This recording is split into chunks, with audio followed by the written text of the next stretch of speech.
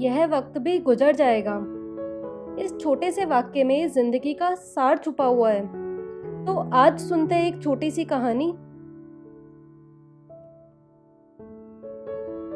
एक बार एक राजा अपनी जिंदगी के उतार चढ़ाव से काफी ज्यादा परेशान हो गए और यह सोचने लगे कि कैसे मैं इन सब चीजों से छुटकारा पा सकता हूँ। राजा ने बहुत सोचा, लेकिन उन्हें कुछ भी समझ नहीं आया।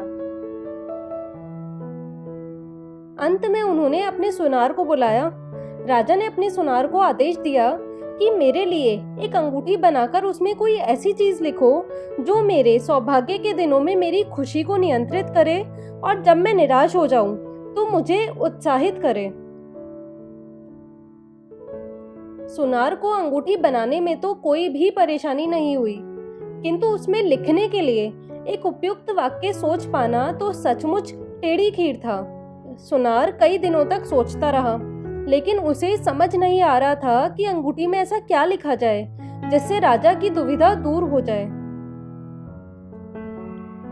अंत में वह एक संत के पास गया और उनसे कहा, बाबा कृपया मुझे बताइए कि मैं अंगूठी में ऐसी कौन सी चीज लिखूं जो राजा की खुशी को संयमित करने के साथ साथ जब वे उदास हो तो उन्हें हिम्मत भी दे और उनकी निराशा को दूर कर दे। संत ने कुछ देर सोचा और कहा, मैं तुम्हें एक ऐसा वाक्य बताता हूँ जिससे राजा की जरूरत पूरी हो जाएगी। संत ने कहा, अंगूठी पर इस वाक्य की खुदाई करो, यह वक्त भी गुजर जाएगा।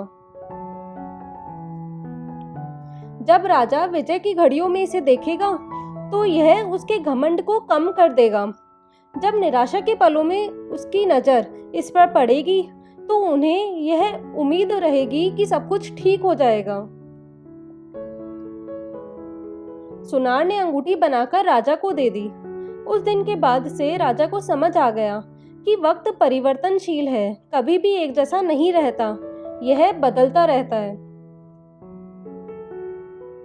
दोस्तों, अगर हम किसी सिक्के को 100 बार उछालें तो उसके हेड और टेल होने की संभावना मामूली अंतर के साथ लगभग बराबर ही होगी। जीवन में भी यही होता है, परिस्थितियां बदलती रहती हैं। इसीलिए जब भी हमें सफलता हासिल हो तो हमें उस पर घमंड नहीं करना चाहिए, और अगर किसी कारणवश हम अपने कार्य में सफल नहीं हो पाते हैं तो हमें बहुत ज्यादा दुखी भी नहीं होना चाहिए। हमें हर परिस्थिति में यही सोचना चाहिए कि यह वक्त भी गुजर जाएगा। तो ये थी आज की कहानी। फिर मिलेंगे एक नई कहानी के साथ में। Thanks for watching.